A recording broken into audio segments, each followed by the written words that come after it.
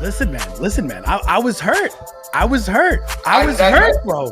Dude, I was actually gonna invite you, but I was like building in my head. The way I make these events is I put everyone who I invite on the website and in the graphic. We've had other people get upset too. There was definitely no reason that you weren't invited because.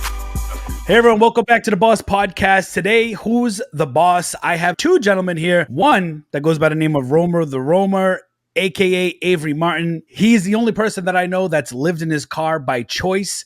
When he first started, he sold books, does RA, and has scaled up a multi-person entrepreneurial events thrown across the country. He's traveled across the country selling on Amazon as he's traveled throughout the world. And we also have Taylor Jones. I hope that's even your real full name. If it's not, you can let me know. But I just know you as Taylor Jones. Sometimes Jones might be your middle name. Who knows? But we got these two guys on here right now. They're going to talk about their story, where they've come from, where they're going, and where they've been. So, guys, I want to welcome you guys to the Boss Podcast. I appreciate you guys being here. What up, everybody? Woo!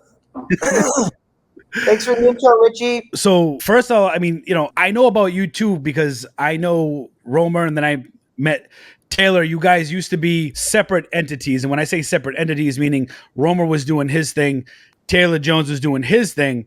And then you guys, something had happened in the universe where you had come together. And now you guys are probably, I would say you guys are considered one. We're getting ready for our first baby next month, actually. and I've worked with both of you as far as like going out, sourcing, or attending events that you guys have thrown, and I'm grateful to have those opportunities with you guys. I did this background for you guys because I know you guys both have sourced books, and I figured you guys can maybe come to my multi-million-dollar house in the Amazon here and scan all these books and see what we can do. That's a really clean cut. Isn't that clean, man? Do you have an actual green screen? I do. Yeah, I can tell. Yeah, because when you do that virtual, it starts looking cloudy around you and shit. And I'm like, I don't like that. I just like the regular green screen. So I followed you for a long time. If you want to just tell everybody, what do you do? Because people see you, they've seen you in the past. They've seen you living in your car. They've seen you scanning books. They've seen you doing retail arbitrage. They've seen you hosting events full of hundreds of people. They've seen you traveling the world. So if you just want to kind of give people a little idea of where you've come from, what do you actually do? Yeah, so my claim to fame is I lived in my car like 5 years ago, summer 2018. I coached wrestling that year, and it paid me $1,500. I was like listening to Gary Vee, and he was like, follow your passion, post on social media. So I was actually doing those things a little bit before selling on Amazon. Like I didn't just start posting, selling on Amazon to like become a guru or anything like that. I was posting because I listened to Gary Vee prior, and then I actually did wrestling because Gary Vee is like, follow your passion. My passion didn't pay me shit. And then another thing that I've always just had like an innate desire is to travel the whole world. And I didn't have any money. So I'm like, let me just start with America. I'll live in my fucking car. It's going to be okay. Like I'm tough. I've camped before. A car is better than a tent. A car, you can like, you can survive a tornado or a hurricane in a car. Like it's like a little miniature house. And so I was really grateful for the car, even though it was a shitty Toyota Corolla. And I knew Reezy Resells and Caleb Roth were making a lot of money with used books, like a lot of money. Like there's a lot of money in used books. 10% of Amazon sales are book sales. And I had already made money selling my books in college. So like I was like, okay, I've already made a few $1,000s doing this. I could probably do what Caleb's doing. Caleb went to Tulsa, Oklahoma with his wife. And in one weekend, they made $5,000 profit just sourcing libraries and Goodwills around Tulsa. And I'm like, if they did that in one city, I could just do that in every city in America, small towns, big towns. I could go see the Grand Canyon, Pacific Coast Highway. I've literally seen like everything out west from this trip I did. And I did 80,000 sales my first year, probably made 30, 40 grand true net profit. But that opened the doors for me to selling everything. And it also opened doors, we don't have to get too much into it, but basically me posting on social media opened so many doors to, I run a business called restrictedinventory.com. People send me their books and it's still alive today. I've been through a ton of account shutdowns and I've sold other products on Amazon. Like I've been through a lot of shit, but my network that I've created, and I really created this network through posting on social media and going to conferences and just putting myself out there. It's kind of made me robust and it's been beautiful over the years, going on this journey. So now I do wholesale and I have a software company, Go2Lister. Been working on that for a couple of years. I still sell books, but my book business is all textbooks from restrictedinventory.com. And that was like the first time I ever monetized my audience. Like I had 5,000 Instagram followers from my travels. People were, what's this kid up to? You remember this? Like I was going to New York, I was going to Boston, I was going everywhere. And I kind of built this little following, and then I found out not everybody could sell textbooks. And so everybody sent me their textbooks and started selling them on consignment. And that made me my first true 6 figures in profit, which was an amazing feeling as like a young man. So that 80,000 that you first made, was that generated from taking the 1,500 from your wrestling coaching job and then kind of like flipping that into more money and just kind of snowballing it until you made that 80K for that year? I had about $1,000 in my name and then like a $4,000 Bank of America credit card. That's how I started. And I thought I could live off of $250 a month in my car, and boy, was I wrong. I was spending like $1,000 plus. I was spending like $1,500 a month, which I was like, that blew my mind back then. I remember thinking that was so much money. Now I look back, I'm like, that was actually pretty good. $1,500 is not bad. Listen, Romer, I remember seeing your videos in the real early days, and you were teaching people how to tape up their windows so they couldn't see in if you were asleep in your car, and to always go into a Walmart parking lot because it was always well lit, and you had truckers that would stop there, so it was relatively safe. I remember you telling people on the videos, you were teaching people, hey, you can essentially live out of your car because you could get a gym membership, like a $10 a month at a Planet Fitness, and take a shower every day at the gym, or you could get breakfast for free by like researching hotels and where to go to and stuff. Like I paid attention, bro, because you were one of the people that I watched when I first started Retail Arbitrage, and I was like, who is this guy living out of his car? And then as I watched you, you would repeatedly say, listen, because people would ask in your comments, they'd say, are you homeless or something, dude? Like, and you would like, no, like this is like my choice. I'm choosing to live in my car and travel around and see how I could work that. So much respect to that. I mean, and before I think we just lose perspective sometimes, because the Indians lived in like teepees, which would suck. Imagine like a tornado or like a heavy storm coming. A teepee's not going to do shit. Like maybe it kind of protects you, but being in a Toyota Corolla is so much better than that. But Taylor, I wanted to ask you too. I would see you on social media, and I would see you doing Retail Arbitrage at the time that I was doing Retail Arbitrage, and somehow you always found like these pretty girls to come with you, follow you around, record you, all this good shit, right? You always made sure you had some kind of attractive woman with you, which I can respect. Because, I mean, look, it gets views. People going to look. Even if they don't look at you in the Retail Arbitrage, they're going to be like, oh, who's this chick, right? They're going to say, who's this girl? That was my marketing strategy. Yeah. My marketing strategy, absolutely. So what did you start with? And like, what made you get into the Retail Arbitrage and selling on Amazon business? I graduated college at like 21, and I would always do like landscaping jobs here and there, but I didn't really have a good relationship with like money. Like, I wasn't thinking about making money. Like my parents always said, like, oh, if you play sports, you don't need a job, So I was like, all right. And I was getting federal aid from the government when I was in college because my, parents were divorced. So I didn't really realize how broke I was until about 22 and like working a minimum wage job. And then it kind of hit me. I was like, damn, like I'm really broke. But I was going through a spiritual journey at that time. And once I realized I was broke, I started following Gary Vee and Grant Cardone, and Grant seems to be the common denominator here, right? Gary Vee seems to be the common denominator for all of us. Grant Cardone was like, you should be in sales. You need to learn how to sell.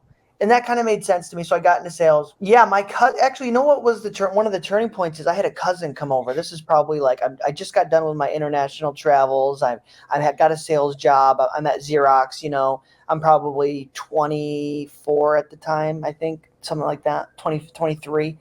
And he comes over for Thanksgiving and he shows me his eBay screenshot. He's got like 10,000 in sales, and he's a software developer and he's just flipping stuff on the side. I'm like, yo, if this, like my cousin, he's a smart guy, but not like, genius. I'm like, if my cousin Rob can do this, I can figure it out. So I just went to TJ Maxx and I flipped a couple things, and then I found out about Amazon through TikTok, and I got into I watched one Reezy video, and similar to Avery, I only had probably $1,000, maybe $2,000, and I just went to Walmart and Target, and I found stuff pretty quick, like in the first couple days. And then I basically made a commitment, like I'm going to do this every day after work. So you didn't start off selling books? No, I never. Went straight to RA. Yeah, I went straight to RA. And I converted him to books for like a week. I did books for a month. At the end of my first year, I did books for a month, and I was like, I don't like it. But I think I made like 30, 40 grand similarly to Avery my first year. And then the when I met Avery, that was the first, other than Jameson, I met Avery and Jameson right around the same time, the end of my first year in business. And that totally took my business to the next level because I started looking at it from how I can incorporate systems and automate things with an assistant and go completely online. And that's one of the inspirations we had for the Miami Sellers Conference is we realized that all of the biggest um, jumps that we take not only in our income but in our business and is usually linked to a relationship that we develop.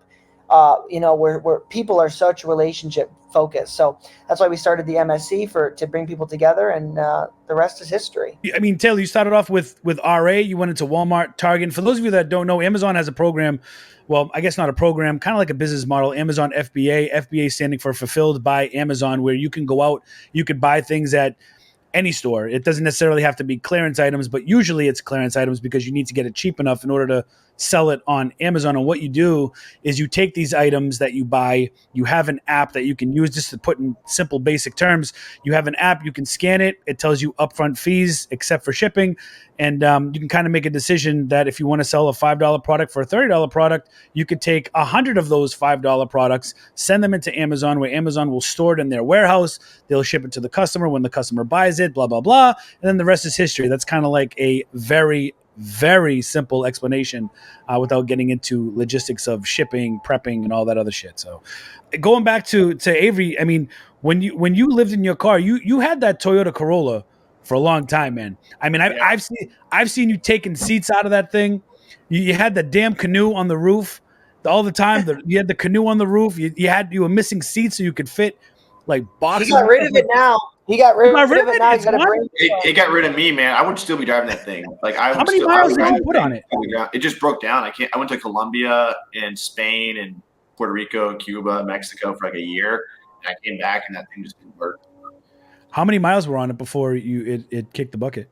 I want to say like just under 300,000, maybe. Sheesh, dude, Avery, you inspired me because I had cars break down so much, and when I saw his Toyota lasted that long, I was like, all right. And I bought my first car like. We bought our cars at the same time. Did you buy a Toyota? Did you buy a Toyota? I bought a Toyota. Yeah. You got a 4Runner. I got a RAV4. So nice. Yeah. But like within the same day, called me and told me, I'm like, bro, I'm getting a RAV4. And so it was funny. Nice. I mean, what made you like? You said you traveled to all these different countries. What made you say, hey, you know what? I can run my business from abroad. I don't physically need to have a presence in the United States. And how did you run your business from abroad internationally? Yeah. So when I was in college, I read the book Rich Dad Poor Dad, and it has those 4 quadrants. And it basically there's like you work for someone else is like one level of making money, which you can make a lot of money if you're like a doctor or something. Then there's being self-employed. Then there's like running a business but being involved with it. And then the final quadrant, I think, is like investor, where you just take your money and it makes you more money by investing in things that have high return. Mm-hmm. And I was like, I want to be in those. I think it was the bottom 2 quadrants. I was like, I want to create something like that. But I kind of got stuck in the trap of thrifting all the time. And I say trap, it's not really a trap, but you don't want to work for yourself forever. And so I was reading other books, Work the System, the E-Myth, and all these books were talking about eventually you have to create like systems so you never have to touch your business again. It just creates money on autopilot. So I always had that intention in the back of my head since like 2018, but I knew it was grind time. Like I needed to put all this work in. And then as time went on, I finally got an opportunity just to have all the books come to me without sourcing them. And once I got that's all I needed. I systematized the whole thing. I got the books to come to me. I got the books to be listed by somebody else, repriced, and basically like automated the whole thing. And I took a step back. I'm like, okay, this no longer needs me physically. And then I was like, and I was making money. So I'm like, this is time to travel. I can run this wherever. Yeah, I think the first place I went was Miami. Lived with Steve Rakin for a year, Rakin Profit. I remember that. Jones. Then I started traveling to Colombia, went to Barcelona and all those other places. Mexico. You guys were making so much money in Miami that you guys were throwing dollar bills or stuff off the balcony as fucking paper airplanes. And you guys were saying, oh, let's see where it lands. And I remember Steve Rakin on the balcony just throwing friggin' paper airplanes. And he would always say, oh, Romer's in there making a video, but I'm going to sit here. I'm going to throw some money off the balcony. I'm like, what do you do? He threw a $20 bill off there one time. And he was like, yeah, dude, that was he's like, oh, what is it? He's like, oh, shit, I can't see it. I can't see it. That was so fun to watch. They would just like turn slowly. And you could watch it for like 20 minutes. We got paper airplanes and threw them out. We could have gotten in trouble. Oh my God. But that was grind time, man. Why did you leave Miami? Never get an opportunity. What did you say? Why did you leave Miami? Taylor left and I was lonely. Honestly, it's probably part of it. But he left. I was rooming with someone else, and then like Taylor was traveling, and it's my goal to travel too. And I had FOMO. I'm like, I'm not just gonna fucking sit here and not travel. And it was cheaper to travel. It was literally cheaper to go to Colombia. It cost me less money down there, and I got to learn Spanish, 60% fluent, and I got to dance salsa every day. And it's like, what do you like about Miami? I like the Cuban culture there. I like salsa dancing, girls. Well, all that's way better in Latin America, So why not just move there? Yeah, Miami was a blast. Though we had a good time. We had a good time there. Yeah, no, Miami. I love Miami. I love being in Miami. I love being in the center of it all. I love meeting people in Miami. It's just something. I don't know if the sun's out, buns out mentality, or if it's just like the sun is out. The city is an energy to it for sure. It's just there's such an energy to it, man. The dark side of it is like flashiness and like competitiveness. Like if you want to call it the dark side, but totally the good side is like high energy, ambition, big dreams. That's what I mean, even when I'm driving there, whether it like at nighttime and you just see that skyline, you're coming over the bridge and you just see all the buildings light up. I'm just like, man, this has to be the most beautiful skyline in the country. It's just, it's so amazing. Yeah. You traveled the world, you went to Colombia, you've traveled much. Is it fair to say you've traveled much of South America, or you stayed in Colombia? Just Colombia. Yeah. And now are you guys back in Miami or? No, I'm here in Nashville now. Nashville. And that's originally where you're from, right? Yeah. I moved back here. I was in Mexico, and I was just like, I don't know if this is good for me. Like too many girls. Just like I was like a superstar down there. And also like I just really have a vision of growing my business over the next couple of years. I was like, let me just get back home, put my nose down to the grindstone and grind away. That's why I came back. So let me ask you guys this. Let me ask you guys this. How is it? Well, first of all, are you guys involved in like a love life? Any of you? I'm getting married this summer. You're getting married? I'm getting married, yeah. Taylor Jones, who hopped on top of Walmart carts and all that stuff. We're getting married? Okay. This little girl. Congrats. Thank you, brother. Congrats. My question was going to be that, like I'm a family man. I've got a family. It's hard enough to be a family man and run a business. And I know you guys like run multiple businesses in different aspects. How do you juggle that? For Romer, if he's not involved in a love life, it might be easier for him. But I know even Romer has, I 3, think 4, 5. I think that's a myth, and I'll explain why. So if you're single and you want to be with a lot of girls, you have to go out to find different girls. You have to court them. It's like a lot of work, Like it's a lot of work today. Yeah, exactly. But like, okay, my developer for Go-To Lister, he's my partner in the business, and he works fully like 10 to 14 hours a day. And I'm like, how is this guy who's married with kids working more than me? And it's like, oh, I'm salsa dancing every night. And I'm like doing these things. And like, sometimes it fucks with me. I'm like, oh, I need somebody right now. It's just like, it's like this need in your life that you want to fill, but he literally can work all the time, go to the bedroom, chill with his wife, come back, work, spend an hour with his kids, super fulfilling, and then go work again. Like where with me, I guess I don't need someone, but it's definitely like an internal desire we have where it's like, sometimes I'm like, oh shit, like let me go on a couple of dates this week. Boom, 8 hours gone, And so, and plus you don't even know the person. You don't know if you like them or not. I think it's more draining to be single pursuing women than it is to have one loyal woman in your life I think it's a cheat code actually to be able to accomplish more. I've heard that from people that when they're involved, and this isn't everybody, because it's definitely not, this is definitely not even my wife, thankfully. But a lot of people have said to me that are in relationships, they've said that my wife or girlfriend or significant other says that I work too much and I don't spend enough time with them. So they feel like a pressure of saying, shit, you know what I mean? I'm going to have to sacrifice a little bit of working on what I'm doing to try to fulfill and keep this relationship happy. Yeah. You know what I mean? But I would argue if that relationship wasn't there, as men, you would probably want a relationship. Like no man wants to be celibate, you know, just building their business. Like that man, anyone who's like highly driven is going to want like a woman in their life. Like those two things go hand in hand, I think. And so I think it's kind of an illusion that, you know, your woman takes away from you. Cause I know at times in my life when I've had like one girl by my side, I can actually be at peace and not have to like go out. Like I love going out, but I don't like it. It is a lot of energy, you know, and time dedicated to that. So Taylor, you ever run into that issue if you're out traveling, or do you still travel now that you have a woman in your life that you're about to marry? He's in Costa Rica. Yeah, we're in Costa Rica right now. Oh, you're in Costa Rica right now? Yeah. Our home base is in Salt Lake. We actually moved to Salt Lake about a year and a half ago. So we spend a lot of time there.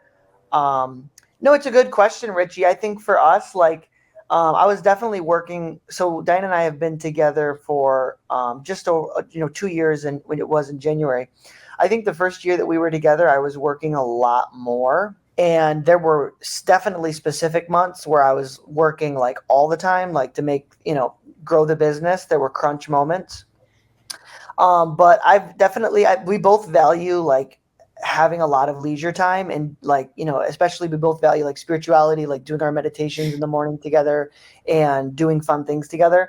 So I've set up my business so where like I don't have to work like crazy hours. I mean, I could if I want to, like, and who knows, maybe next year, the year after, I will go back to working 50-hour 40-hour weeks. I don't think so, but we found a flow that works for us. I don't like to work all the time, like I enjoy having the leisure time, but like I said, there were times where I did have to crunch, and she was okay with it because like I just communicated to her like, look, we're having a rough month right now, like I need to fucking go. Like we had that happen a couple times. So it's gotta be grind I think time. as long as the most important thing is like as a man, you're valuing your vision and you're pursuing that, and like as long as you're communicating an enticing vision to your woman, like, and honey, like this is where we're headed, this is where we're going, and she's on board and she's excited about it, I don't think she's going to complain about you working 8-9 hours a day. Yeah, I could see that. I feel bad, honestly, for the people that run into that issue, because it's like, I feel like sometimes if a woman can't be understanding, and I'm probably going to get a lot of shit in the comments for this one, but if a woman can't be understanding to let a man, if a man has a vision and a dream and a plan, and I feel like each one, the man and the woman, should be supportive of one another. So if the man's working his ass off to provide for the household or provide for the person or for the kids or whatever the situation would be, because everybody has different situations. If one or the vice versa goes for the woman, if she has some kind of dream and aspirations and the man's not understanding, because the man's like wanting that attention, which it doesn't usually happen that way, but sometimes it does. I feel like the other person should be a little understanding and say, okay, you're trying to grind, you're trying to hustle for us and not just for you. Yeah. It's good you guys don't run into that issue, because a lot of people do. Well, I'll tell you what the make or break is though, Richie. The make or break is like, as men, we want connection, but we don't really need to feel like emotionally like we just want like 100%. To be respected. Women, they want to feel like they can open up and be emotionally vulnerable with their partner. So if you're going to work 8, 9, 10 hours, great. You better set aside at least for my relationship, I know that I need to give her at least 30 to 60 minutes a day where like she feels like emotionally that we're connecting, And if I do that, like I could work 12 hours a day. I don't know. What are your thoughts on that, Richie? That's in my experience. No, I mean, at least. I think you're absolutely right. I think you hit it right on the head. I think women need to feel that emotional connection, because men, I mean, we're wired differently, right? We male and female, we're wired differently to think differently, feel differently, all that stuff. I feel like men are programmed to get out there and provide. Like, to sum it up in simple terms, and I know it's not simple terms, but I feel like women are more nurturers and men are more providers, like naturally built that way. You know what I mean? Men want sex and respect. That's all we want. Yeah, we want to hit it. We want to hit it, and if you let us hit it too early, then maybe you're not the one, but maybe you are the one. Maybe you are the one. I don't know. Maybe you are the one. Shh. We want sex and respect. Women want sex and respect. There we go. We want sex and respect. Yeah, women want emotional sex. Oh my God. You guys, speaking of sex, well, let's just keep it on with the sex thing. When you guys travel abroad, you guys banging everybody, or what's going on, when you're in different countries? Yeah.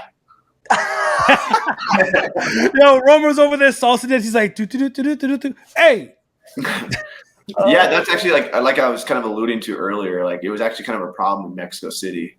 Like, because it's like Tinder in America, you're probably too old for Tinder, or like you never. Well, wait, hold on. I listen. I'm gonna let you. I just have to tell you this because Tinder, right? Tinder, because I think that was probably one of the oldest online dating and one of the first like actual like mainstream dating thing. And now you have things like Bumble and swipe right, swipe left, swipe up, swipe down, swipe your sister's ass, all this stuff, right? Back in the day when I was growing up, when that shit started coming out, only like desperate people that like were like desperate, that had no social skills to go out. Like it was taboo. You know what I mean? Yeah. Now it's completely normal. It's like, if you don't do that and you're single, like, what are you doing? You know what I mean? Yeah. So let me explain this. Like in Mexico, I could match with like 8s and 9s on Tinder and like actually go hang out with them. And then plus salsa dancing, like you meet higher quality women, in my opinion. But in the States, dude, I get like 5s on Tinder. I matched with a nice girl this morning, but it's rare to have like a good match. And so like dude, so how does that even work? Like, you're a white dude in Latin America, every single night you could have a different girl if you wanted to, because these apps work, or you could just go out and meet girls too. So, I mean, I'm not saying it's not like that in the States, but it's certainly like a little bit, it's definitely different here. Like it doesn't work in the States. Tinder doesn't work. Yeah. I have to go out and salsa dance and like, as a man, I think literally you have to show everybody how you move in the hips. Exactly. I gotta like put some work in here. So that's actually why I came back, is to how does that even work though? Like if you like, when you say you get 8s and 9s in like, I don't know, in Colombia, Mexico, or wherever, but you get like 5s here, what does that mean? Does that mean like I'm not going out with the 5s? Well, right, but I'm saying, but how do you get that number? I've never used the site. I don't know how it works. Like, is it like I just look at the girls I match with, and on Tinder I'm like, I must have accidentally swiped right, or like been like really desperate or something, because no way I'm meeting up with this girl right now. Yeah, like, Taylor can attest to this. Even in Miami, it's all data and numbers, and for whatever reason, there's too many men searching for too few women in major U.S. cities. Yeah, like, if you're a white dude in Latin America, it means you have money in their head. It means that you're a high value man because you're traveling there. Like you automatically check all these boxes. Whereas if in America, like you're the common Joe. In America, the top 40% of women, if you're a 6.5 to a 10. You don't even need to be on Tinder. You just need to walk out down the street. You know what I'm saying? To get, whereas, so you have the 80% of men going after the bottom, 40% or 50% of women. And it's like, it's not, the odds are not in your favor. Yeah. It's the same thing in Mexico, but the only difference is we're at the top like 1% in Mexico. Whereas here, in order to get the top 1%, I'm not saying we can't be, but we definitely have to like show the woman. And it's kind of hard to display that just on Tinder. You have to like meet her in person, show her you make 6 figures, show her that you're 6 feet, show her that like all these different things, Yeah. It's that Miami profile, right? Miami, you got to make 7 figures. You got to make 7 figures. You got to be in crypto. You got to own multiple businesses, travel. You have to own private jets. You have to have all this shit, Thank God that I met my wife 14 years ago when things were still kind of normal in the world. Yeah. Slightly. I don't think anything's ever been normal, but you know what I mean? Yeah. So switching gears, you said, Avery, you said that you have 2 apps now. I remember back when we had talked a while ago, you had restrictedinventory.com and you were showing me at your conference, which we'll get into as well. But the app you showed me was restrictedinventory.com, where people send in books, like you said earlier, textbooks, I think you said, like school books, college books, stuff like that. But then you mentioned another app that you're doing. How many apps do you have, and what are you doing to run it? Really, my What are you focus right now, generating? my focus is Go-To Lister, and Okay. this is basically it's like an inventory lab alternative. And the reason why I created it was inventory lab isn't what it could be. It could be a lot better, and so that's what we've been working on the last couple of years. It helps optimize your workflow, helps you manage your inventory, helps you price your inventory better up front. And that's been my focus for the last year.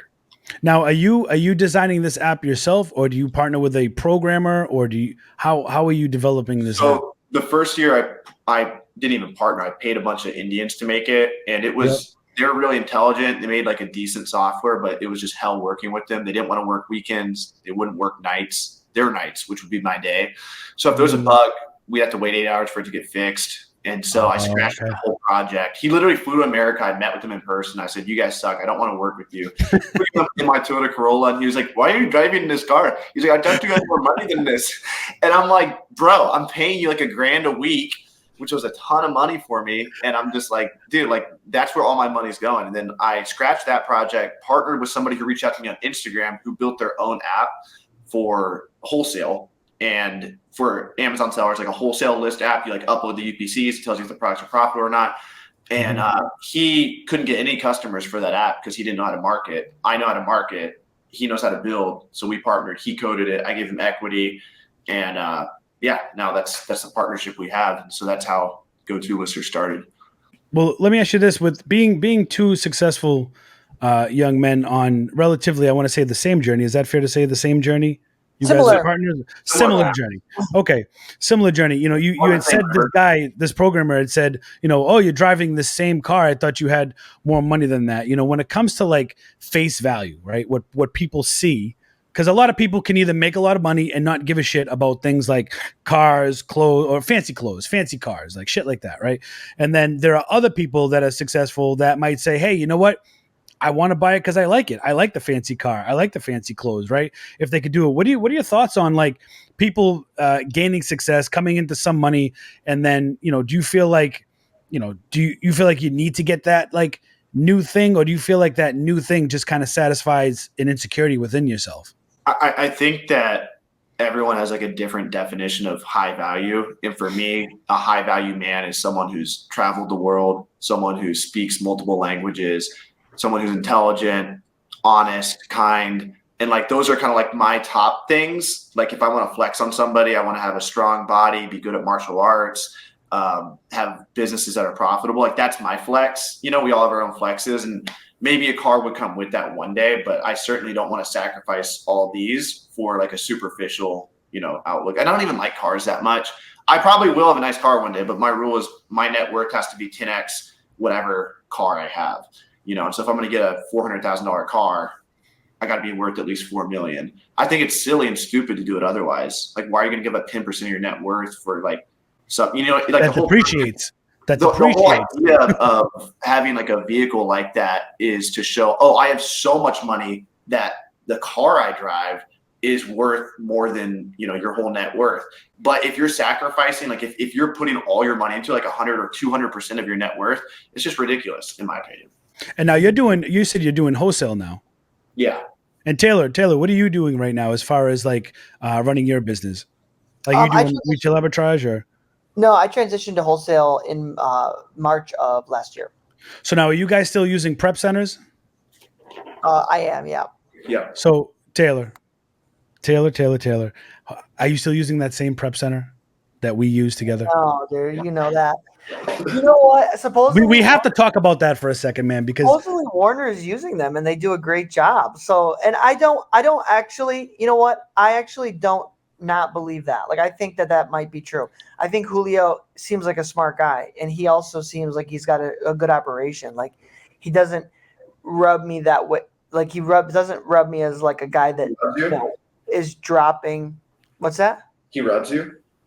He rubs me so good, Julio. Yeah. But I think here's what happened. I think for those of you guys that don't know, Richie and I got screwed on this prep center. It took like 6 weeks or 2 months, whatever, to send our inventory in for Q4. I got screwed with my Q4 inventory that year. what I learned was like we weren't paying anything in prep, So Nope. of course, if he's got 100 clients and he's figuring out what's going to go out the door, and he got slammed that year, of But course. hold on, I'm gonna push back on that for a second, We're going to be because on the bottom of the list. he was allowing us as a free service in exchange for promotion and to bring in new clients. The tracker that I had showed that 16 people from me signed up to use him as a service. And this guy, it started out great. He was nice. His staff was nice. They, I'd go there, drop off the truckload, and whatever, I'd drop it off and I'd put it into the computer, whatever the process was, and then we'd say, okay, you can send this stuff out or whatever. And it started out great, but then that one time where I dropped things off at the end of November, and then they didn't get shipped out till December 23rd. Everything I bought from Kohl's, I either took a loss or I recalled to sell like by myself. Yeah. But the thing that pissed me off is that he told me he didn't have the right size box to send out some of the Paw Patrol or the Minnie Mouse things. And I went to Home Depot. I bought 50 or 60 something boxes myself. I had to bring a prep center boxes so they could ship these certain items out. And then on top of that, I had to take some of the stuff out because I'm like, listen, I got to ship this out. You know what I mean? Like, whatever. And then he tried to tell, it was just a big mess. And, I was already on the fence about not using prep centers to begin with. And then that happened. And I'm like, see, this is why I don't use prep centers. I tried to make it solidify. Prep centers aren't the problem. I mean, I have a prep center right now that I'm paying $1.50. And they do an amazing job. Like, they haven't made a mistake. I've been using them the past year, and I'm paying them $4,000 a month, so I think, and they have not made. I don't think they made a single mistake. Like, are you using Chaz out in Oregon? No, I can't. I'm not even saying who I'm using because I don't share because I know better now. But I don't blame you for it. I don't blame you and look at you as oh, you referred me to this guy. Yeah, no, I know you don't. But yeah, I've sent them over 100,000, probably more. Yeah, way more than that. Probably $400,000. I mean, they haven't lost a single unit. At least I'm sure they've lost a little, but not like whole boxes of stuff, So now you didn't want to stay into like the whole social media thing, because I noticed on, in the earlier days when you would upload TikToks and Instagram stories and reels and stuff like that. And we mentioned earlier, like, you with the girl and you'd be recording and stuff like that. And you kind of did things more on like an entertainment level. Like, you would try to make things funny, or you would be singing with things. Like, did you ever think to yourself that you wanted to go the way of like social media and kind of like entertain and do it? Cause I feel like when I was doing that, I was rolling more into the let me entertain people than let me show people, even though I was doing both. So did you ever come to realize and say, hey, you know what? I want to entertain people. Like, when we went to Walmart, we went and had lunch. We had oysters in Fort Lauderdale. We were drinking. I was having Long Island's. I forget what you were having, but we were friggin' tanked. We were shit faced, and we went to Walmart. We would throw in ball pits. Like, that video is a classic video, man.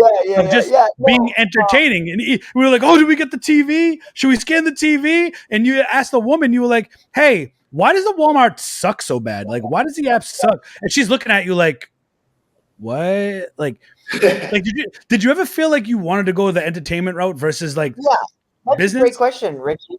Yeah, that's a really great question. I always got a lot of enjoyment out of making people, especially feel inspired but also laugh. And I love that about social media. I think I went through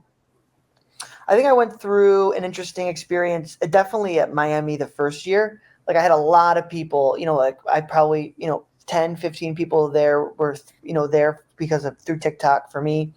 And even going into the second year, it was this really interesting transition where the nature of how I saw content sort of changed.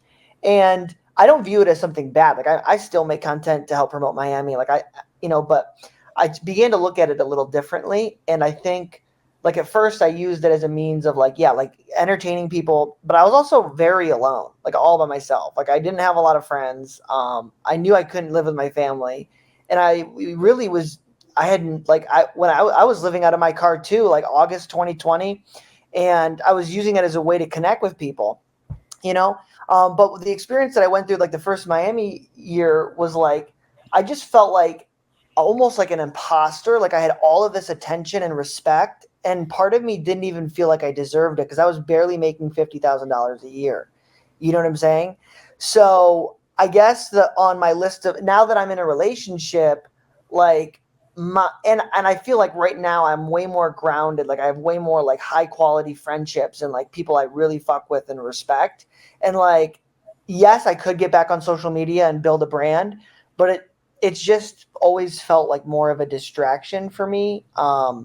And sort of, I don't know how to describe it. It's just been, I've sort of I fell out of love with it, like I'm a guy that really values like authenticity and the realness of relationships. And sometimes social media can feel kind of fake, Mm-hmm.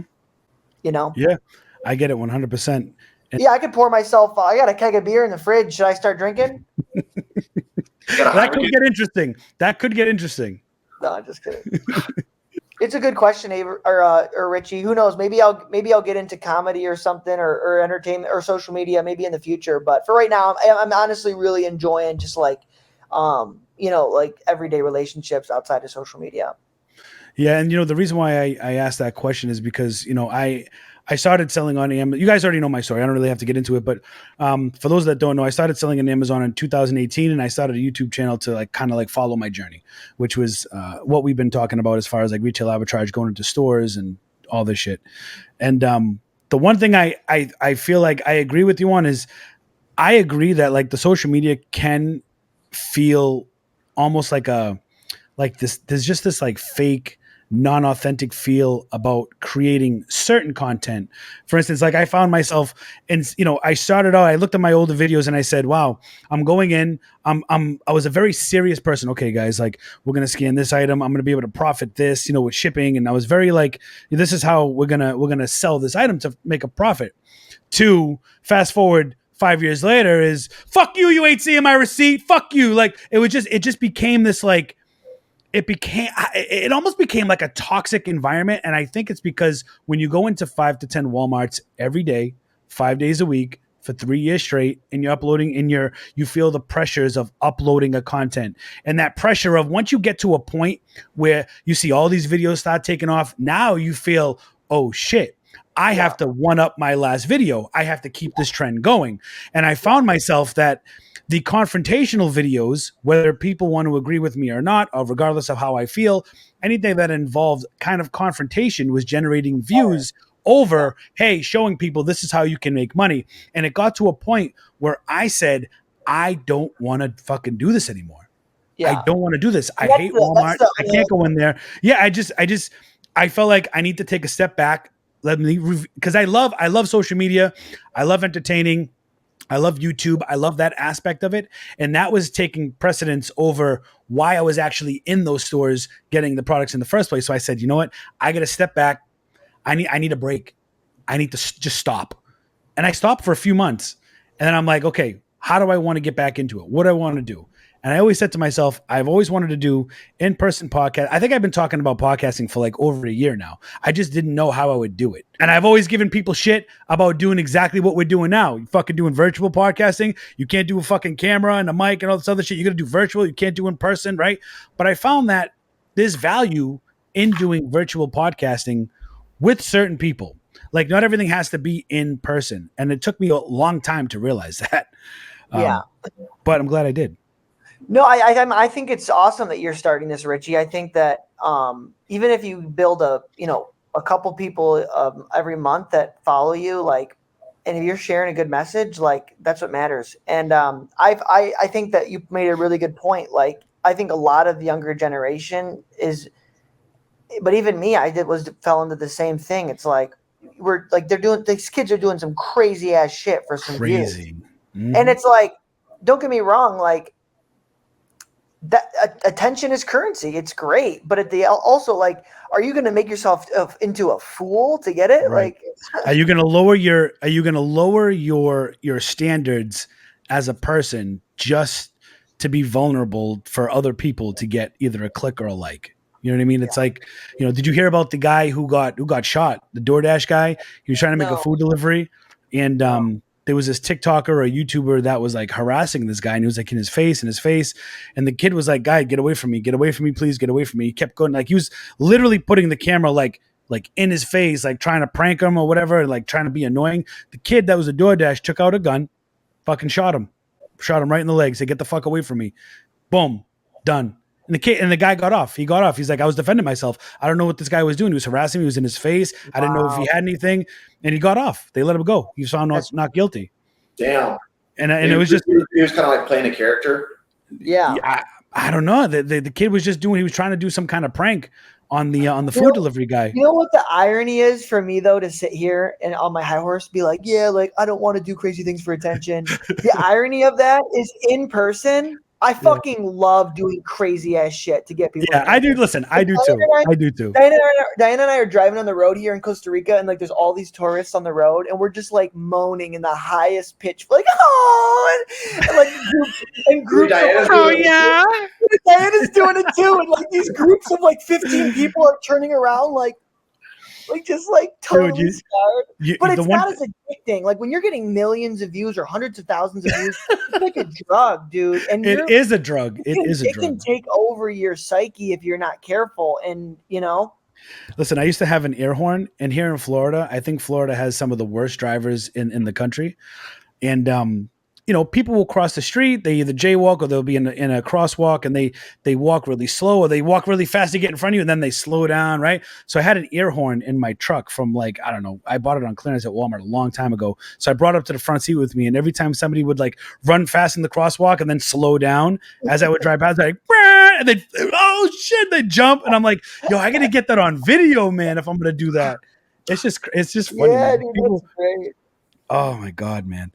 So let's talk. You guys mentioned Miami. You guys have mentioned MSC, Miami Sellers Conference, all that good stuff. You guys have been doing. You guys throw a yearly, or is it twice a year or once a year conference in Miami? Once a year. Okay, I remember one year. I think you did it twice. Was that the first year you did it?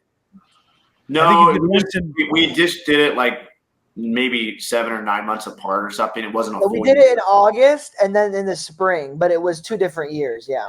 And I had the pleasure of joining you on your first 2 Miami Sellers Conference, which was super fun, by the way. Do you want to tell people about it and like what it is, what it's about, and what they can expect from it? Yeah, I mean, basically we get a bunch of high-level Amazon sellers together and we put them all in the same room, and then magic happens. So we have like 30 speakers this year. We got Watch Me Amazon, Amazon Lit, which Miles, Warner, me, Taylor, a ton of other people, booksellers doing 800,000 a month, doing millions a year. We have just people from all corners of the market, booksellers, OA sellers, wholesalers, private label, and we all just come in the same room together, hang out, and we don't force anything, but good things happen, and it's Miami's a magical city. The cool thing is, a lot of these speakers that we have, I mean, we're spending several 5 figures to pay for the travel accommodations to get these speakers here, which, I mean, Amazon Lit, they charge, I think, like 30 grand or something to be in their inner circle. Miles and Warner, I think they charge like 3,000. A lot of these speakers don't even have a coaching program, but if they did, they could charge the equivalent amount. And I don't know what our general admission ticket is, but it's like, that ticket gets you access to a 3-day event where you can literally ask these people any question you possibly want, so. Yeah. And I remember the first couple of times I went down there, it was a good vibe.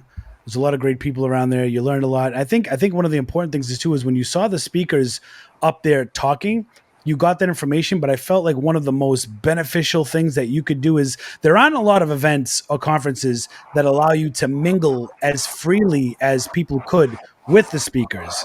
So like when you were networking and stuff like that, like you weren't able to like, you can't go to like ASD and mingle with a lot of those unless you have special tickets, right? Like you need like backstage passes, so to speak. But at your event, you can have these knowledgeable people there, and when they're done speaking, when that speaking time's over and you have like networking time, you could just go up to anybody freely and just talk. And if they're willing to, say whatever they have to say, and that's super valuable in itself. Yeah. And that, like, I went to so many Amazon networking events before, and I just understand the value of like a little room 50 to 100 people. You know, we're getting bigger. We did 160 people last year. Who knows what we'll be at this year? But it's just, there's a lot of value in just being around a bunch of people that are selling on Amazon full time, doing 7, 8, even 9 figures. You know, it just kind of opens your brain to the possibility. You become friends with them. Like, I'm friends with all the speakers, and it's because I've met them in person and I've shared drinks with them and I've seen they're human. They've seen I'm human, and it's a lot more powerful than just meeting someone virtually or, you know, DMing them. So community is everything. Yeah, it's been cool because I remember when I was there talking with everybody, and then after the event, we would all go out to a like special dinner and sit around, shoot the shit, talk. It was a good time. You know, I have Taylor. I'm sure he could probably attest to this when he gets back. I have probably one of the best videos of Taylor when he was going to use the bathroom, and he did a handstand. And he put his feet on the wall as he did the handstand. He starts twerking upside down. And Jameson is right next to me, and he's looking at him and he's dying laughing. He doesn't know what's going on. And I'm looking at him like, what is going on? And then as he did that, a woman came out of the other side of the bathroom and sees him doing it. She's like, the hell? Yeah. It was in this like fancy restaurant. It was just funny, man. It was a good time. Wait, this was at what did I do? I forgot. Dude. You did a handstand in the restaurant we were at the last sellers conference that I was at with you guys. We went out to this. Wow, It was a seafood restaurant just over the bridge in North Miami, and Jameson was right next to me, and you started twerking upside down with your legs, like. And the woman come out of the woman's side. I have to send you the video, dude. It's the funniest thing in the world. I think I remember that. You just were like, oh yeah, and you were just twerking upside down. Yo, the first year you didn't come, shit. it was so bad. I got blackout drunk at the after party in 2022. I was so embarrassed. It was so bad. Dude, let's talk about 2022 because I wasn't there. You guys didn't ask me to come. You guys didn't ask me to come back, man. I did actually I go was to the DMs, bro. Hold on, no, you asked Check me your to DMs right now. I had to. I did. I was like, fucking unfollow. That's right. I was like, unfollow. No, that's why, unfollow. 'cause I guarantee you, I'll open up our DMs right now. Hold on. Listen, right now. you invited me to come after I said to you, hey, or you might have heard me talk about it on a live where all of a sudden I had a magic thing. It'll pop up. It was like very last minute. And I was like, huh. I was with these guys their first two. I was with these guys their first 2 conferences. And they didn't invite me back. And then I started thinking more logically, and I was like, you know what though? Who the fuck am I to demand or expect them to invite me for a third time? Because in my head, I was like, yo, we're friends. I thought like not even say, hey, I'm gonna have your story. Yo, you're invited. And then I said, just been busy. We want you there if you can make it. We just want different keynote speakers this year. We're gonna do panels and different networking time. Let me know if you want to talk. LOL. I've done a poor job. But you know what I think did happen? I think that what did happen is we probably waited till the last minute, and you assumed Richie. Well, that was the year Taylor wasn't even with me. So listen. So this is what I heard. I almost backed out. I almost didn't even take part in the event that year. Well, yeah, so I was like hearing the thing on my back. I'm stressed in Colombia. My Amazon accounts are getting shut down. Nobody knew about it. I wasn't posting on social media. But if you would have texted either one of us like a month before and been like, yo, I want to come through, you know, we could have worked something out for sure. So I was it seemed like everything was falling into place. And I was like, what the hell? You're lucky this ain't in person, Richie. I'd be taking your ass to the ground, boy. You listen, you'd be hopping on my back with a beer saying, let's go run down the Walmart aisles. Like, come on, man. Who you shitting? So, So I never heard about that. It's important to know that Reezy is a provocateur. I would say this to his face, you know, and it's important to realize, I think that Reezy says things that a lot of other influencers also think. And this is a funny thing. It's like, you're not the only one that's gotten upset about the event or had beef with somebody at the event. We've had people call us out on social media multiple times. People are just kind of sensitive, you know. And what was I about to say? Who else? Like what I love doing at these events is like if I know 2 people have like beef, like Michaela and Warner had a little bit of beef last year. I just love grabbing both of them, bringing them together, and be like, look, I love both y'all. Y'all are great people. What the fuck's going on? Like with a few beers or whatever, and then let them hash it out. Like Amazon lit and watching me Amazon. We all know they kind of have like not real beef, but like they're both the big dogs in the space. Of course, they're gonna think like when either of them talks about like all these other people doing millions a month. It's like what other people doing millions a month? Like there's only a handful that post on social media. You're probably talking about each other, you know. And it's just right. it's the nature of men. It's the nature of driven people to be a little bit competitive. So I completely empathize with people when they do have those states of mind. And Reezy, I will say this: Reezy's a good person, but he has pissed me off before. You can ask him about this. So restrictedinventory.com popped up. And the thing I respect about Reezy is he's very direct and upfront. I was in the car when I told him about my business model. We were driving around in Chicago at another event, and he said, I'm going to copy you. So at least he told me, but he actually did. He copied my whole business model. He called it Reezy.biz. Respect that he didn't like completely copy the branding and stuff, but his business kind of fell apart. But for a while, me and him were like direct competitors, and I was really hurt. I was like, damn, this kind of sucks. But like, it's capitalism. It's the nature of the business. And at the end of the day, he felt like he could have done that because he'd been in business for 15 years before me. And so he's like, I'm the OG in this space. I should be running this service, not Romer. And so we've had like our back and forth, but Reezy's the type of person that he'll just say shit how it is. And I guarantee you that if you guys were in person together, y'all would be boys. I promise you guys would. I mean, the one thing that did piss me off about the whole Reezy thing is when he had messaged me, and because he had heard that I had done the video, because I was questioning why, like in the video that I did, which is still up, in the video that I did, but by the time this airs, it probably won't be because this will be 100% podcast channel.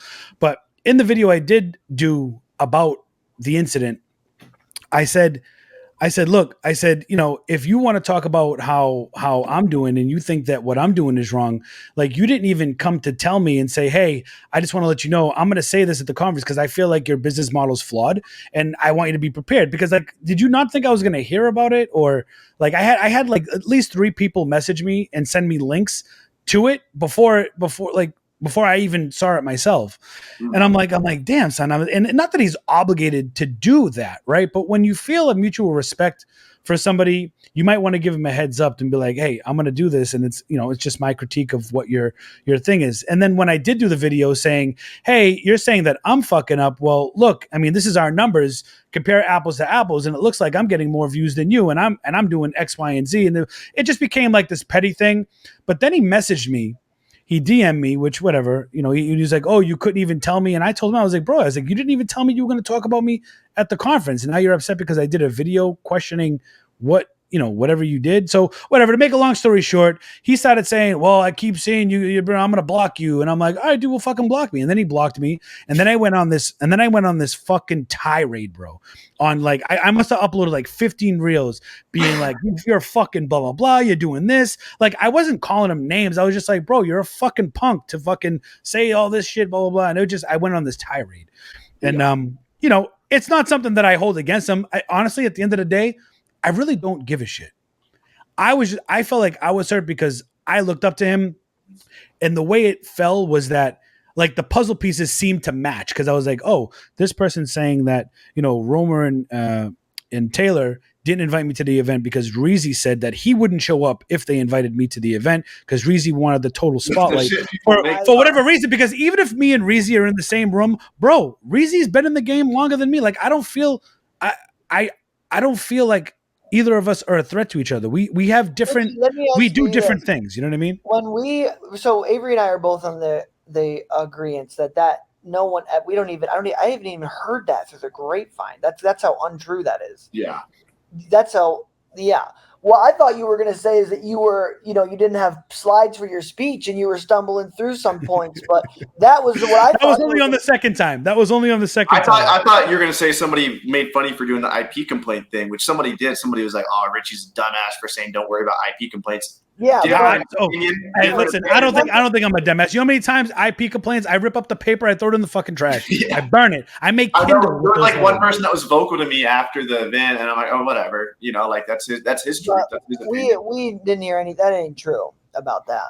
Just to let you know. Yeah, I mean the first time yeah. I prepared. We had, you guys had on the Rick Ross every day I'm hustling. And then the second time I just kind of went up there, and then I felt like it was like almost like I get that all the time, and I feel like sometimes people ask me questions because they know how I'm going to respond. So like I'm not a whiteboard speaker. Like I'm not like somebody who's going to give you this like let me put my glasses on, my bifocals, let me open my book, and let me read you my professional answer. And like no, like what do? I'm going to give you a real world answer. What do you do with IP complaints? I fucking throw them out. That's what I do with them. I appeal it and I try to figure out and submit a receipt. Like I don't worry about IP complaints. And people are like, oh, you don't worry about IP complaints? No, because I've carried 8 IP complaints on my account and I've still remained green.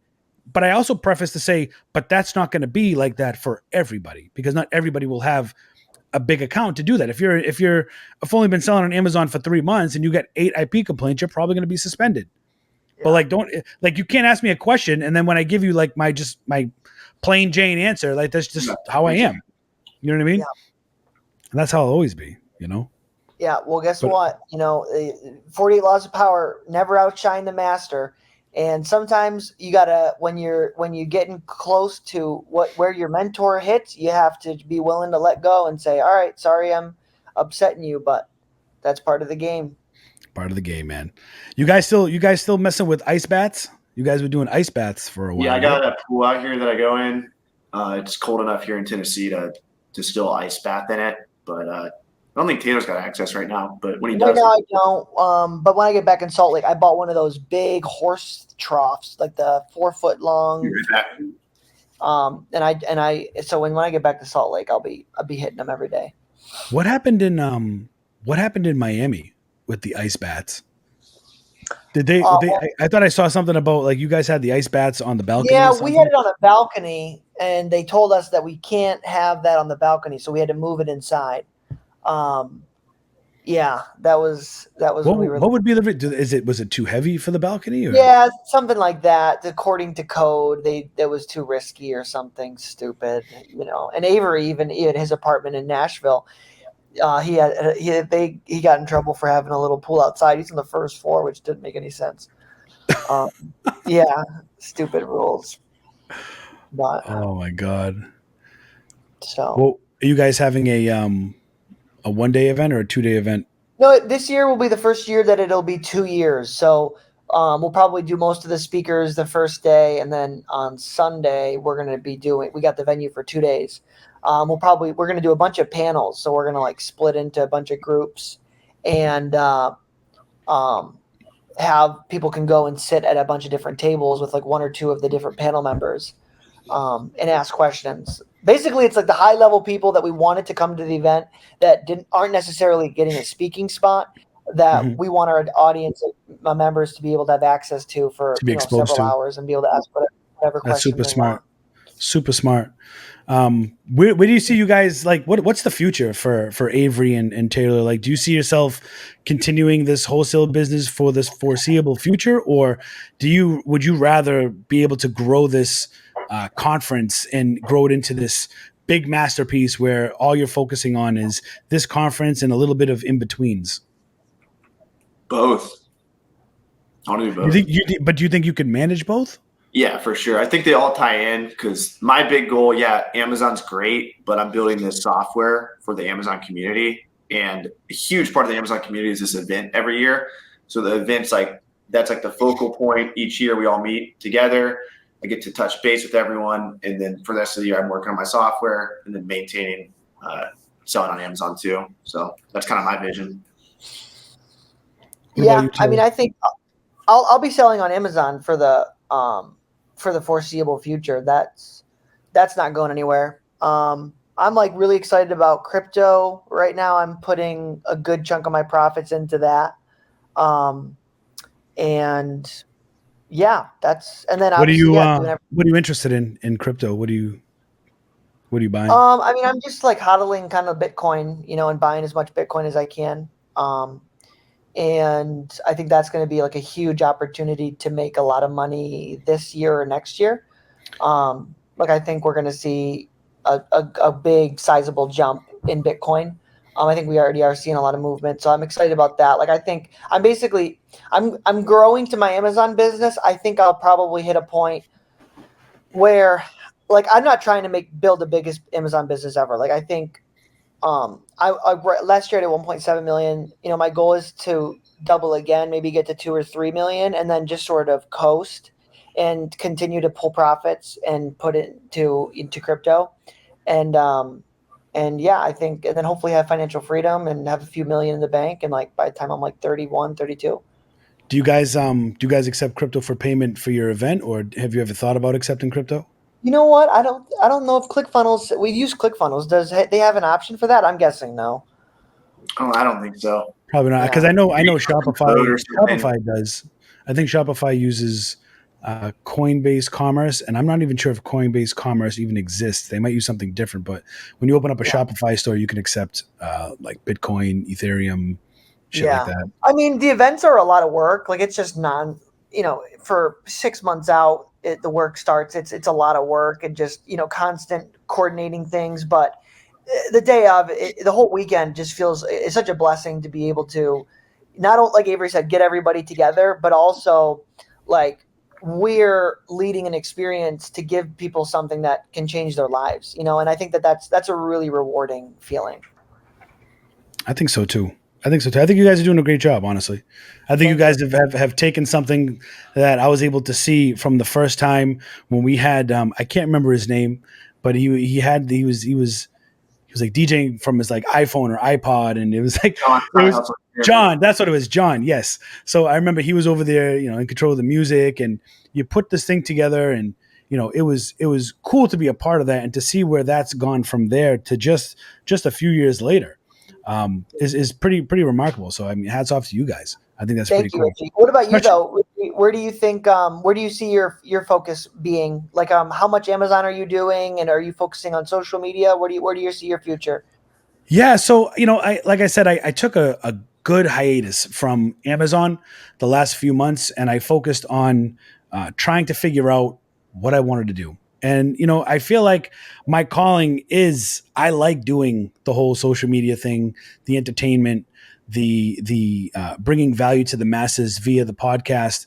And I said to myself, if I'm out there doing retail arbitrage for 6 years, showing people what to buy and going live and trying to provide some kind of entertainment, but something valuable that you could go out and make money, why can't I do that the same in a different format? So I feel like doing these podcasts, because for me, when I would run my business, I would get my inspiration from all different walks of life. Like I'd watch certain gamers and I'd watch certain entertainers and certain entrepreneurs, and I would take bits and pieces from their show.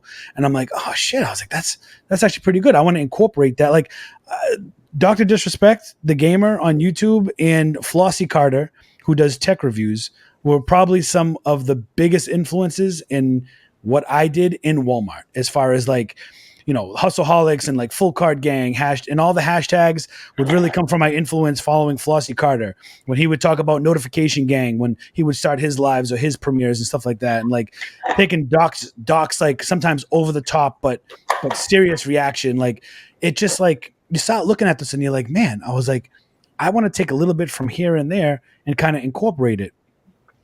But, I see myself selling less on Amazon. I still sell on Amazon today, but I definitely sell a lot less on Amazon than I had. And who knows, maybe I'll get back into it the way I was. But I think right now I want to focus on social media, YouTube. I run a bunch of different YouTube channels. 3 of them should be monetized by the summertime.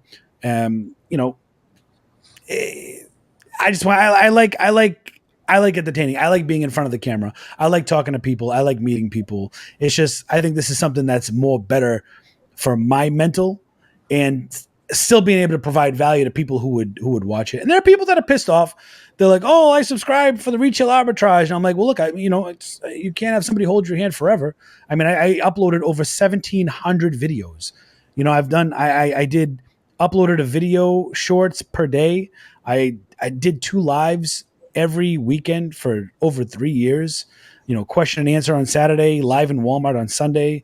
And, it just like I said earlier, shit just takes a toll on you. And, I'm just going to go a different direction and provide value through everybody else. Cause I don't want to be the smartest person in the room. If I'm the smartest person in the room, I'm in the wrong room, Yeah. I think that's awesome, Richie, that you're, changing it up and doing something you want, because at the end of the day, we can't let the views dictate what kind of our content and is art. It's, it's got to be what you want. Yeah, I mean, what would you say to some of the people that want to get started? Like, if you have somebody that just says, "Hey, you know what? I understand that you sold books and you started with X amount of money, but I only have $50 of in today's economy. I only have 50 to like $100 to like really kind of try something out. What would you recommend to people for them to try to generate and maximize their earnings or their return rather? I would say use books. Get them for free. They make up 10% of Amazon sales. You can find them in any city. You don't need to pay for them. Do free book pickups. Go to library sales. Pay $1 or $2 per book. I mean, you could if you spend $500 on books, it's not uncommon to make a couple thousand from that. That's like on the low end, and so you can really compound your money fast. Understand how to build shipments. Understand Amazon FBA. It's a very low risk business, and then from there, build your capital up. Get a few, 5 figures, like Taylor says, and then go into something else. OARA. Yeah, I would start with free shit. Like you can go into on eBay, you can go into a retail store and you could list, like I used to go into the Walmart and I would list things, and then when they sold, I'd go buy it or get the money. I don't think you can do that now, but I used to get the money and then go buy it and then freaking ship it out, You can still do that. You just risk it not being there. Yeah, you just get creative, like you could couch flip. I would flip couches because you can get couches on Craigslist. I actually used to flip couches, and then I was thinking like books are so much better because I'm making $2,500 profit per couch. As long as you can get the books for free though, because $50 is not a lot of money. Yeah. Right. You got to get to like 1,000. You got to get to $1,000 and then learn the skill of sales rank and Keepa. That's like your priority is flip free stuff until you can get that first 1,000 and then go do some RA, OA or something. Another question I get is when you sell on Amazon, do you feel the need to buy all these extras? And what I mean by extras are, Keepa or listing or UPC scrubbers, stuff like that. Do you feel like somebody starting out needs to get all of this, or do you feel like they can go without it for a certain time before? It depends on what business model you're going after, but all of them have free trials. All of them have free trials. And so with the book business, just download Scout IQ. That's all you need, and get your first couple hundred, couple thousand in profit books before you get any other software. Like prove the concept. You don't have to have Keepa, but I think that's like a staple for selling on Amazon. I would get it, 17 a month. That's really it. Yeah. What did you guys generate for what was your revenue last year? Me? Both of you. I did 1.7 million. Oof. You beat Jameson. You beat Jameson with that one. Yeah, I probably did like 500,000 or something. I dealt with a lot of account shutdowns. So damn, account shutdown. So you've said that a couple of times, and you've said accounts like is in plural. Yeah. So I kind of screwed up. Like my business restrictedinventory.com existed because my account could sell textbooks. No other accounts could sell textbooks. The reason why no other accounts could sell textbooks is textbooks are commonly counterfeited. I said, I'm smarter than everyone else. I'm luckier than everyone else. It's going to work out if you guys send me your books. Turns out I'm not smarter or luckier than everyone else. My account did get test buys from the brand because they knew that these titles were likely to be counterfeit. And even though 95% of my inventory wasn't counterfeit, there was a percent that we couldn't verify was counterfeit. They make counterfeit books that are better quality, better condition than the real editions. They use higher quality material. It's intellectual property you're paying for. So like a $200 book only costs, $3 to make in India, and they can make it a higher quality version sometimes. Sometimes they make crappier versions. Long story short, that led to my first account shutdown. My account got reinstated, but then it was gated in textbooks. So I partnered with a few people that could also sell textbooks. Same thing happened to their accounts. And then eventually, because I logged into all the accounts on my device, they linked all the accounts together and they said, Avery Martin's bad. He can't sell on Amazon anymore. He's probably a counterfeiter.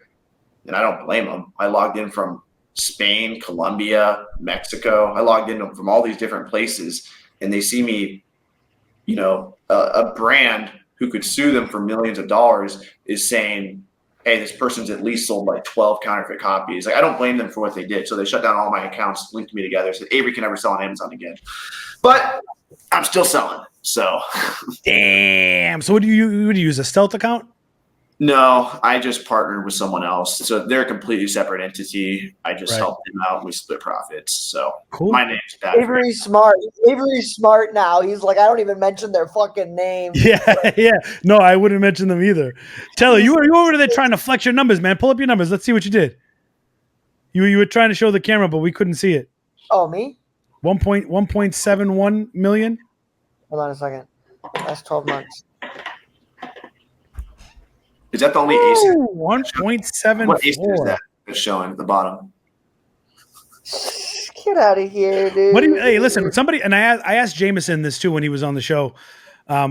Was what is your go-to? Are you doing retail arbitrage at all, or are you just strictly wholesale? And if you are strictly wholesale, you don't have to tell me the product, but like Amazon Lit, for instance, said he loved household and grocery. That was his favorite category to sell. Jameson said he was like 95% toys. You know, do you have a go-to category? I'm doing mainly health right now. Yeah, and yeah, I mean, I would say health and personal care. It would be the one that I'm in. I found some products like that were good, and then I spent months, probably 2, 3, maybe a couple months, just like emailing suppliers, and I found a couple good suppliers, and I've been rolling with them for the last year. Just the same supplier, got some really good pricing, and just been buying some of the same products. Nice. Thank you, Romer and Taylor, for joining me on the show. I appreciate you guys being on here, man, and listening to your story and sharing your story with everybody else. Thanks for having us. Namaste. Until next time.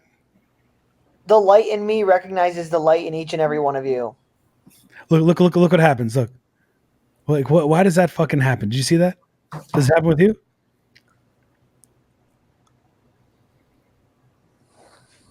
What the